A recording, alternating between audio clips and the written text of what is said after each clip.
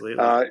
Good to be with you guys. Thanks for having me, and good to hear those things happening around. I was not listening over Sunday before. I was in Nyngan, and they just got to purchase their own building as well. Quite miraculous, and they did an amazing job raising money, and then somebody else donated quite a bit of money. It was a great story. So I always love that when I hear churches being able to take a bit of ground, huh? Yeah, so good. Well, for those of us who may not know you very well, why don't you just spend a couple of minutes telling us about yourself, maybe your family life, a little bit about what you do in your church capacity, and then also, I personally also would like to hear a little bit about what happens in terms of state life. Like, what does that look like for you as the secret state business? Yeah, yes. Yeah. Well, personal life. Well, I've got 3 adult children now. So Jordan's my eldest. He's 30 and single. So if you are watching this and you're available, just send through your details. Try and marry him off. Actually, Jordan's a mental health worker, and so he's always been good in that field. So he works helping young people in that space. He actually lives in Sydney at the moment. Then I've got Caleb, my second son. He's 28, and he's married to Sarah. They've been married 8 years. So he got married when he was 20, like his dad. And he's the one that's produced 2 grandchildren for us, a little Teddy, who's 4, and we have little Arthur, who's about 6 months now. So that's nice. We love that, and they live close to us now, so they never used to. And then my daughter, Sophie, who's 21, is getting married in December this year. Oh, wow. So, yeah, thank goodness. So we'll be empty nesters by the end of the year. She's been going out with Gareth, her boyfriend. He's one of our youth leaders. He got saved in our church actually about 6 years ago. And so he's a great guy. He's about 6'6". He's bigger than me, school teacher. And so I'm going to let him marry my daughter. Looking forward to that. So all good. Look, you guys probably heard some of my personal hobbies. I've been married to Annette for 34 years. Wow. She is my greatest friend, and we love doing life together. Fridays, we normally have brunch together and hang out by the water. We live by the ocean, sorry to mention. We were down there this morning actually getting a coffee, and it is blowing a gale at the moment. So we were literally parked by the beach, and we were getting water spray on the windscreen. It was that windy, about 100 knots, I think. What else? And then hobbies-wise, I know I like to fish. I've got a boat, a kayak, and I go crabbing. And I played basketball most of my life up until about probably 6 years ago when I'm now old and decrepit. And, rolled my ankles one too many times, and the doctor said, you need to stop doing that. So I did. But, that's kind of me. So state exec, well, what secrets would you like to know? I see my role as the state president is to really serve you guys as pastors and leaders, actually. So is to create healthy and clear laneways for you to lead well. So I think probably I've sat under 2 state presidents. I've been on the state exec, I think, for about, 15 or 16 years. So I think typically what I saw there, and in no negative way, but I'm just different, was they probably had their head down working on the maintenance of the movement, what's going wrong, so we'd dart over to that problem. I don't lead my church that way. I don't lead problems at Lighthouse. I lead over things.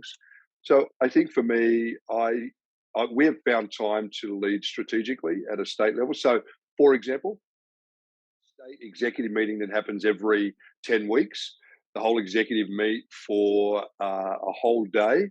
Typically, all we would do was work through what is a 350-page agenda every 10 weeks. We would spend 8 hours doing that. Well, I said, I'm not doing that.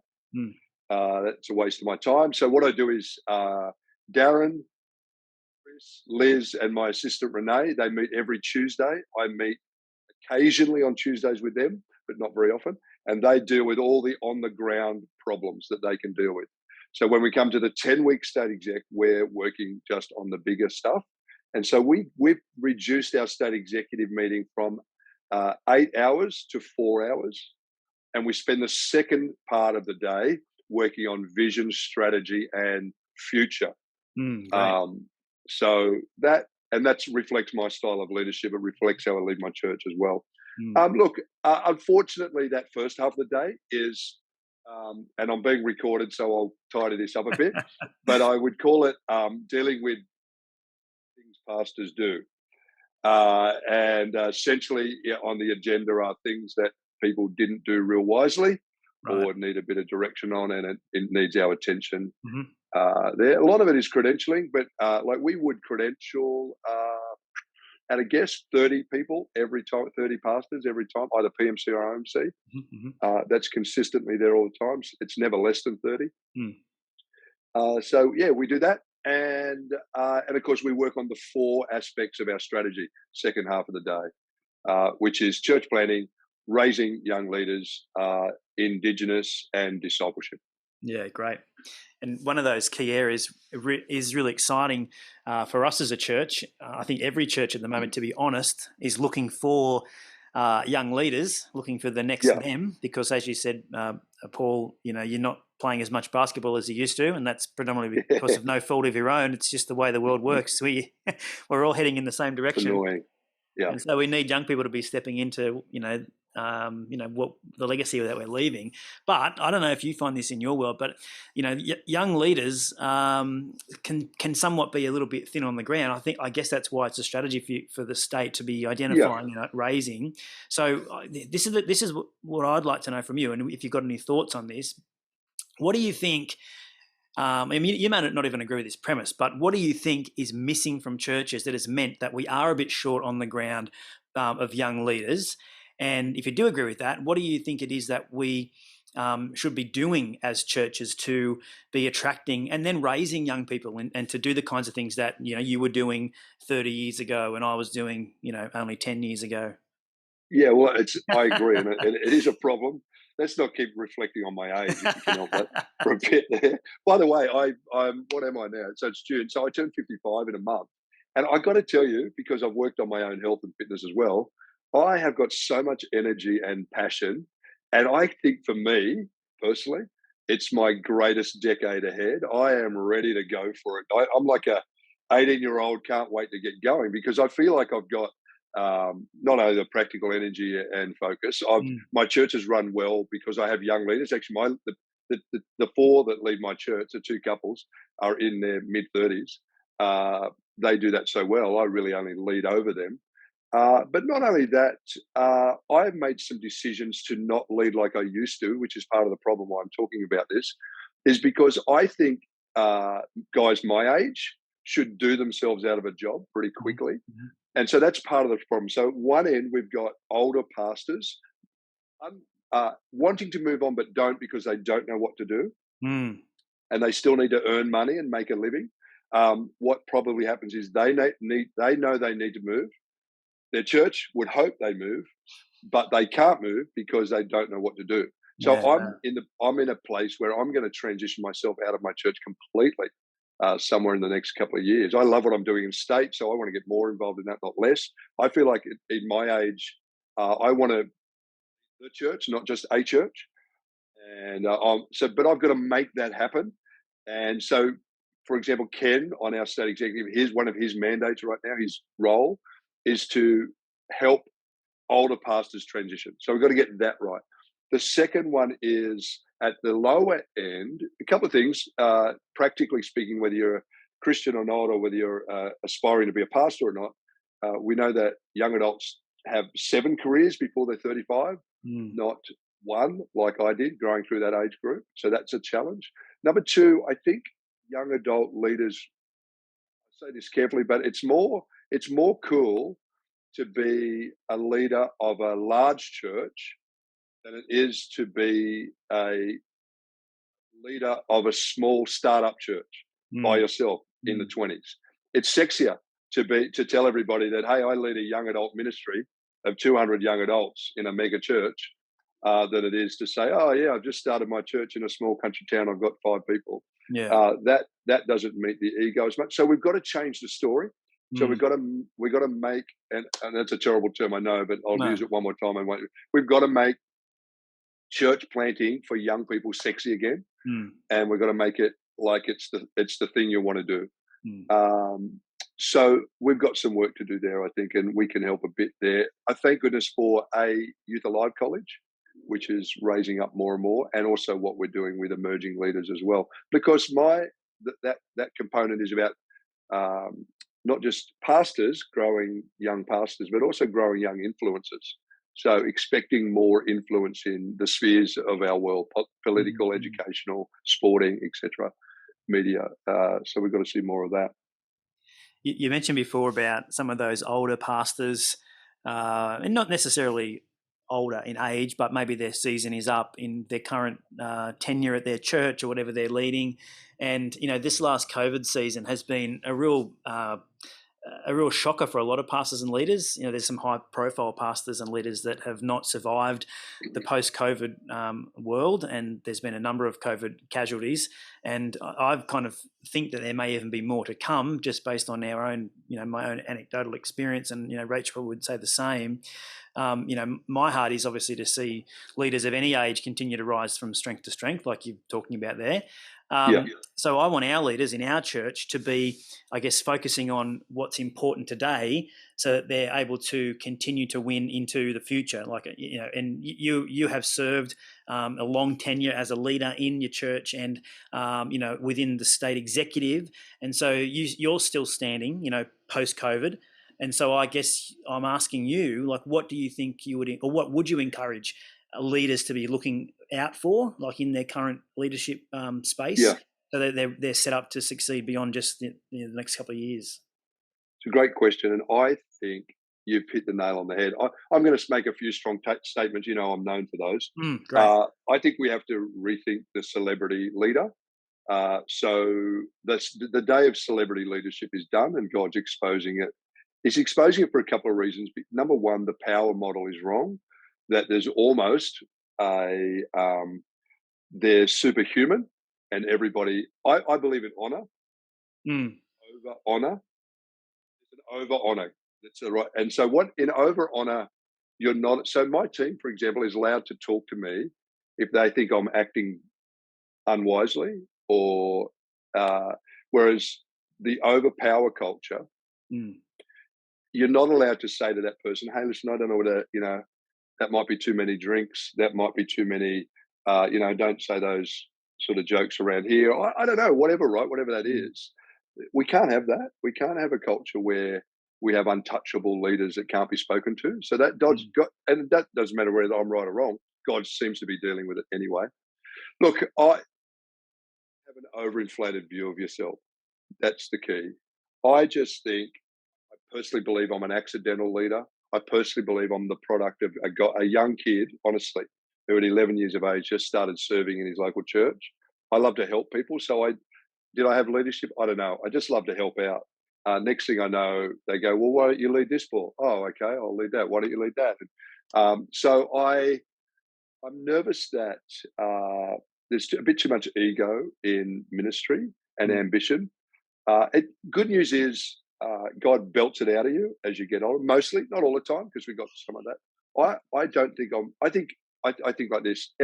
God thinks everybody's special, but at one level, I'm not special. None of us are special, right? So it's that, right? So we're all special, but none of us are special.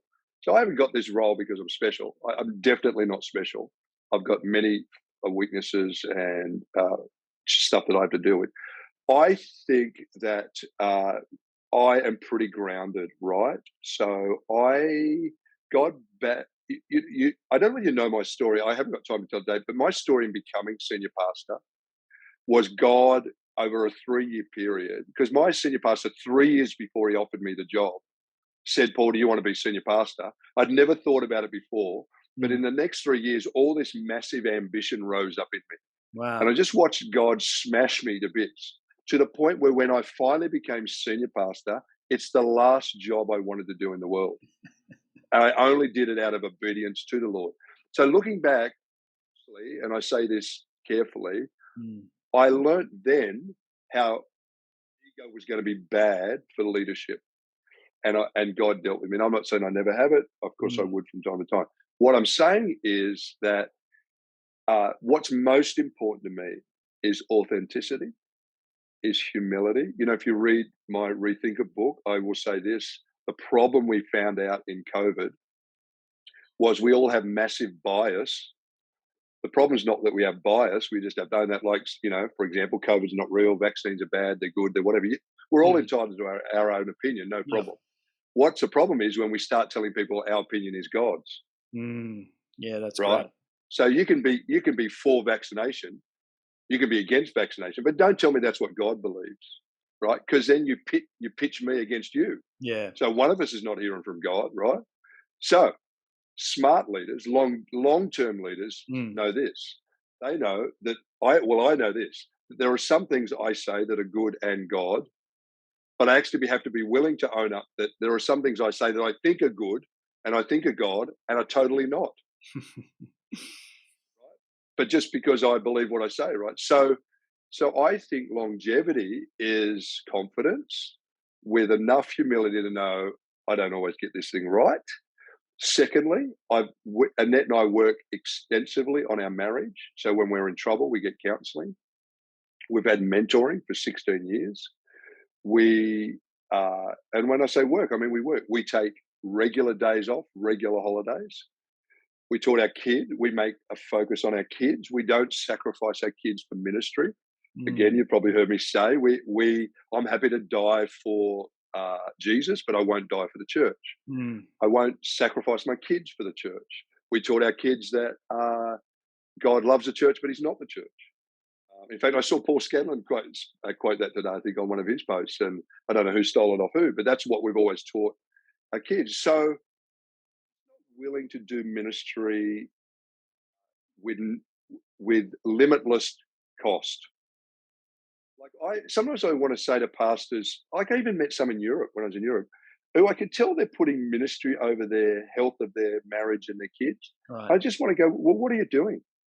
Like I have said to pastors, if your wife wants to leave you because she doesn't like doing ministry, then stop doing ministry. Yeah, don't make it all spiritual and shit. I've heard scenarios where, the marriage, I'm getting personal here, but the marriage dissolved and, she had an attitude about ministry. I said, no, she didn't. She had a husband that didn't want to slow down and, yeah, that's great. I think you've just got to recognize you've got to have a life, and ministry can't be this thing that just trumps every other thing in your life. It's just not right. God doesn't want that. God doesn't want you to lose your marriage, your kids, your health, well-being to this thing called the church. So I think that's why I'm pretty grounded. And sometimes even in the state, I got lots of, I just work Friday, Saturday, right? Friday, Saturday's my day off, right? What's going on there? So you know what I do? I always pay myself back. Wow. Somewhere in the next 2 weeks, my church or the state will lose some bookings that I've had. I will cancel them to give myself back the 2 days they owe me. Very good. Yeah, that's awesome. That's very good. And that, I guess what you're saying there is that helps to guard against the dangers of overreaching and stretching beyond your capacity, and being okay with that. And that humility helps to kind of temper the need to be doing more and being everywhere and with everyone. And that's great. When you believe, last thought would be on that, when you believe that you have to make your future, you say yes to everything. When you believe God promotes you and makes your future, you know that saying no to some things won't matter. Yeah, great. Very good. That's very good. We only got a couple of minutes left. I've got a big question, which I might throw out there, but maybe you might not want to answer it now, because I also want to touch on what has kind of influenced you to come to this point. You've talked a lot about your own learning, your own experience, the books you've written, you've got concepts around unlearning, about rethinking. And so, you've always, and you said before, you don't mind kind of disrupting, but I would love to know, like, what has influenced you, not just, words from God, but, you've mentioned Paul Scanlon before. Who is it that you do like to read or listen to or follow on social media that has helped to shape your current point of view? So we'll come to that in a second, but before we do, this is the big question, which is about your own legacy. Because as I know you don't want to talk about your current age, but I get that. But if you had unlimited time, right, unlimited resources, and you knew you couldn't fail. In fact, this is I call this Rachel's question because she put it into our mentoring program, and almost every time we ask this question, it kind of stops everybody in their tracks. Some people have an answer straight away, but most people say, "Oh, look, I'm just not." It's a big question. If you had unlimited time, unlimited resources, if you knew you couldn't fail, what's something that you would start today that you would want to become your legacy for the church tomorrow? And I say church because that's our context.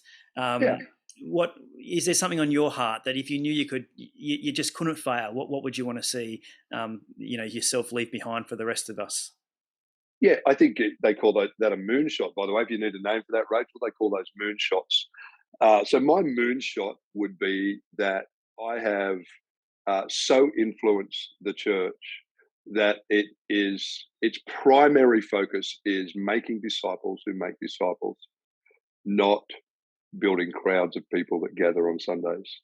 And that those disciples that make disciples go into their 7-day week knowing that what they do, whether it looks like a church or not, is their calling, and they can make a difference exactly where they are and have the confidence to do it. Yeah, awesome. Well, that's already beginning, isn't it? It's certainly a groundswell of that at the moment. And I guess that in our movement, you've got to take, some credit for that, which is, I think we should celebrate that, and that's the beginning of that legacy that you're leaving, which we're thankful for. If you want to, I'd love to. I'll link your books in this when we send this out to the team, so they can get access to those. But is there any influences you'd like to just leave us with? Who do you think we should be looking to, reading, following that might help us on that journey to help that legacy become fulfilled? Yeah, I think if you're talking church, I think Kerry Newhoff's pretty good at the moment. I think there's no doubt Paul Scanlon has been in a space there where he thinks differently. Paul gets misinterpreted a lot or misunderstood. He actually really does love the church, but he frees people from the parameters of the church. I think that's just why he probably gets misunderstood.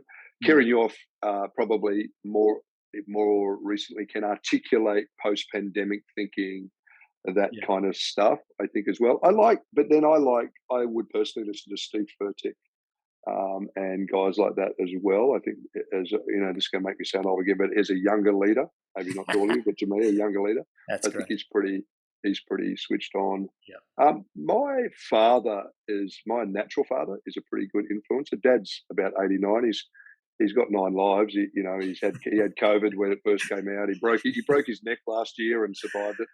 He's 89, but Dad's been a very good influence on me and continues to be as a Christian man who wasn't a pastor, but had a vision and led a community engagement movement, really, essentially. So he's been a big influence. By the way, my dad just handed me, he has journaled nearly his whole Christian life. Wow. Handwritten. My dad handed to me 6 months ago a huge crate. He said, "Oh, Paul, you must be getting ready to die or something." I don't know. He said he handed me a huge crate of everything he's written down to the Lord in his journal since 1961. Oh my goodness. Oh my goodness me. I said, "Dad, what? You want to give me your personal notes?" He said, "Yeah." He said, "Well, I can't take them with me. So you may as well read them." He's written them in pencil. I'm like, felt humbled and, like I need to give my life to Jesus at the same time, right? Because he just, imagine doing that. And then at the moment, because of he broke his neck, he actually is having trouble writing. That's one of a little bit of an injury he had in his brain as a result. And he's ringing me the other day saying, "Oh, I just feel so terrible. I can't write to God." I'm like, "Well, you can talk to him still, Dad, right? You don't have to write everything down." So he's been an amazing influence. So I've been blessed to have a great dad in that. That's awesome. Realm. So it's awesome. That's so good. That's so good. And I think that's an awesome way just to wrap it up. One legacy left. Someone's written in the chat there. Is that you, Rach? That is a legacy, absolutely. And that's something that you may not hand that down to your kids. A crate full of no, definitely. They can have you, all my sermons. I'll just send them those. yeah, but that's great. No, we really appreciate you giving us the time, Pastor Paul, just to share with us on a few of those things. And, I know it'll be helpful for our church to hear about, what we can be doing to grow our young leaders and how we can guard against, our own leadership dangers that might be ahead of us and how we can leave a legacy. So we really appreciate that.